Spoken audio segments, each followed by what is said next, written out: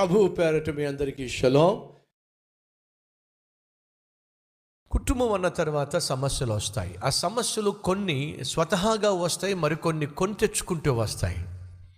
ఈ రోజుల్లో చాలామంది ఒకవైపు ఆర్థికంగా కృంగిపోతూ అనారోగ్యంతో బాధపడుతూ భార్యతోనో భర్తతోనో గొడవ పడితే ఏమవుతుంది చెప్పండి? పుండు మీద కారం తప్ప. ఆ సహోదరుడు మందిరానికి ఒక స్నేహితుని ద్వారానో లేకపోతే టీవీ పరిచర్య చూసి మందిరానికి వచ్చిన తర్వాత తను ఒక సత్యం తెలుసుకున్నాడు. నా భార్య అరిచి కేకలేస్తున్నప్పుడు కాస్త సహిద్దాం, భరిద్దాం అని చెప్పి తను తగ్గించుకున్నాడు. అదే సమయంలో తన భార్యను కూడా మందిరానికి తీసుకొచ్చినప్పుడు దేవుడు సూటిగా మాట్లాడినప్పుడు ఆ భార్య అర్థం చేసుకుంది. నోరు సరిగా లేని భర్త ఏ ఇంటిలో ఉంటే ఆ ఇంట్లో దరిద్రం. ఈ మాట అన్నందుకు బాధపడకండి. నోరు సరైనది కాని ఇల్లాలు ఏ ఇంట్లో ఉంటే ఆ ఇంట్లో నరకం. అది వాస్తవం. ఈ రోజుల్లో భర్తను లేక భార్యను క్షమాపణ కోరే భర్తలు భార్యలు ఉన్నారంటారా? ఎప్పుడైనా మీ భర్తను ఎప్పుడైనా మీ భార్యను క్షమాపణ కోరారా?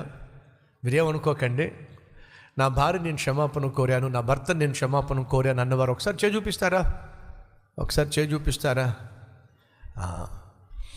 ఎవరైతే క్షమాపణ కోరలేదో నా మాట నమ్మండి, మీరు పరలోకానికి వెళ్ళరు.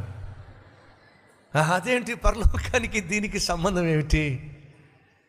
ఎస్, మనం సహజంగా బహుగా బాధ పెట్టే వ్యక్తి ఎవరో తెలుసా? మీ ప్రక్కన ఉండేటటువంటి మీ భార్య కావచ్చు, మీ భర్త కావచ్చు.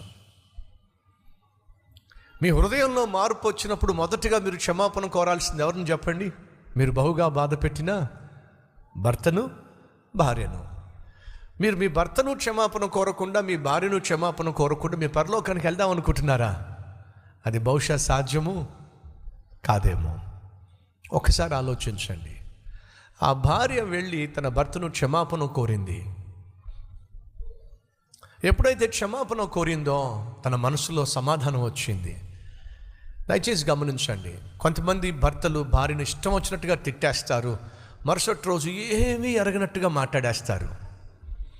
కొంతమంది భార్యలు భర్తలను ఇష్టం వచ్చినట్టుగా చీల్చి చెండాడేస్తారు, మళ్ళీ పొద్దున్న వచ్చి చక్కగా కాఫీ ఇస్తారు. మీరు అనుకుంటున్నారు అది సమాధానం అని. అస్సలు కానే కాదు. మీరు భర్తను భయంకరంగా బాధపెట్టి మాటలతో నిందించి, భార్యను భయంకరంగా బాధపెట్టి మాటలతో నిందించి, మరుసటి రోజు ఫ్రెష్గా సూర్యుడు ఉదయించినట్టుగా మీరు కూడా ఫ్రెష్గా వచ్చి మాట్లాడితే అనుకుంటున్నారా సమాధానం అని చెప్పి? కానే కాదు. అది సర్దుకుపోవడం. కట్టుకున్నావు కాబట్టి తప్పదే నీతో కాపురం చేయాలి, కట్టుకున్నాను కాబట్టి తప్పదు నాయన నీతో కాపురం చేయాలి అని సర్దుకుపోవడమే కానీ సమాధాన పడడం మాత్రం కానే కాదు.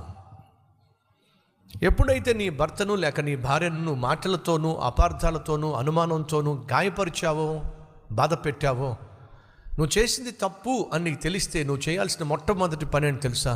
సారీ చెప్పటం. అనవసరంగా నేను తొందరపడి నా ఇష్టం వచ్చినట్టు నేను బాధ పెట్టాను, మాటలతో గాయపరిచాను, నన్ను క్షమించు అని భర్త అడిగాడు అనుకోండి, నెక్స్ట్ టైం మరలా అలా వాగడానికి సాహసం చేయడు. ఎందుకని ఏ ఒక్కరికి క్షమాపణ కోరటం ఇష్టం ఉండదండి.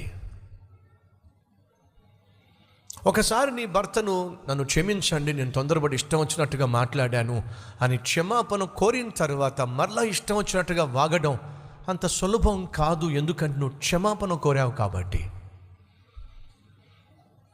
చాలామంది ఒకరినొకరు క్షమాపణ కోరుకోకుండానే కలిసిమెలిసి తిరిగేస్తూ ఉంటారు, కలిసిమెలిసి బతికేస్తూ ఉంటారు, ఇష్టం వచ్చిన తిట్టేసుకుంటారు, అరిచేసుకుంటారు, కేకలేసుకుంటారు, మళ్ళీ మార్నింగ్ వచ్చేసరికి మళ్ళీ మామూలు అయిపోతారు. అనుకుంటారు ఇదేదో అద్భుతమైన సర్దుబాటు అని. అది సర్దుబాటుగా మీరు భావిస్తున్నారు కానీ సమాధాన ప్రక్రియను మాత్రం అది పెంచి పోషించదు. నువ్వు ఒకరి దగ్గర సెల్ ఫోన్ కొట్టేశావు, అది నీ పాకెట్లో పెట్టేశావు, ప్రొద్దుటే వెళ్ళి ఎరా బాగున్నావా అని చెప్పి అన్నావు. వాడు నీ పాకెట్లోకి చూస్తే వాడి సెల్ ఫోన్ కనిపిస్తూ ఉంది. నేను బాగున్నానురా, ఈ సెల్ ఫోన్ ఎక్కడిదిరా అంటే నిన్నే కొనుక్కున్నా, నిన్నే పోయింది అడిగి. ఇప్పుడు నువ్వు నిజంగా మార్పు చెందినట్లయితే, ఒరే నువ్వేమనుకోకరా, నేను తొందరపడి నీ సెల్ ఫోన్ కొట్టేశారా, నన్ను క్షమించరా అని చెప్పి నువ్వు అడిగావనుకో, అప్పుడు నువ్వు చేయాల్సిన మొదటి పని ఏమిటి? క్షమాపణ కోరటమా, ఆ సెల్ ఫోన్ వాడికి ఇవ్వడమా? మాట్లాడరేమండి? ఆ సెల్ ఫోన్ వాడికి ఇచ్చి అప్పుడు క్షమాపణ కోరడం అది సరైనటువంటి క్షమాపణ. మనం సరి చేసుకుంటున్నప్పుడు, సర్దుబాటు చేసుకుంటున్నప్పుడు క్షమాపణ అనేది ఏం చేస్తుందో తెలుసా? మరలా చేసిన తప్పు మరలా చేయకుండా చేస్తుంది. కానీ ఈరోజు చాలామంది క్షమాపణ కోరకుండానే సర్దుబాటు అనేటటువంటి వ్యవహారంలో ముందుకు సాగుతున్నారు. అది దేవుడు ఆశించేటటువంటి సమాధానం కానే కాదు. ఈ కుటుంబము ఈరోజు సంతోషంగా ఉందంటే కారణం తెలుసా? క్షమాపణ అనేటటువంటి ప్రక్రియ చోటు చేసుకుంది.